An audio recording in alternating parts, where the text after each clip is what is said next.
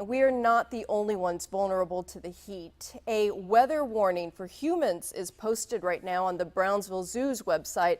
But what about the animals living there? Frank McCaffrey reports.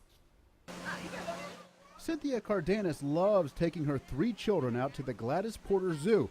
2 of her kids are part of a summer zoo program. The other, her 3-year-old, likes to catch a glimpse of the animals too.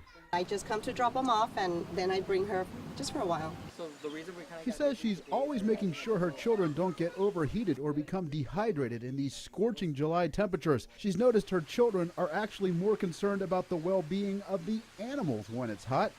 Recently, her son was worried an animal was having a heat stroke. Last time they saw the tiger and they thought that something was wrong, he wanted to call the zookeeper. Cardenas says she gets concerned herself when she sees the temperatures going over 100 degrees. She says though animals naturally live outside, she wants to know if the zoo is monitoring them enough. Maybe just provide a little bit more shade for them. Charlie Abrego, the marketing and communications director at Gladys Porter Zoo, says patrons should not worry.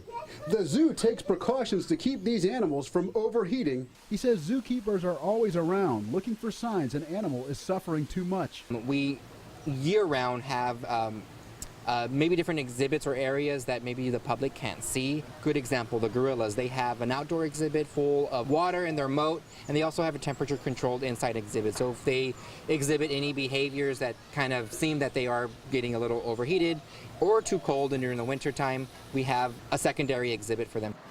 Abrego adds the tigers Cardenas' son was worried about have a large pool of water in their exhibit as well as shade. He says they naturally search for these 2 ways to cool down. In Brownsville, Frank McCaffrey, Channel 5 News. From heat wave to educational opportunity, this is a Channel 5 News Extra. A zoo cool down will be held tomorrow. You can learn how the animals keep cool and adapt to rising temperatures. Zoo employees and caretakers will be on hand to answer your questions starting at 11 a.m. They'll also be around to show you different exhibits. Tim.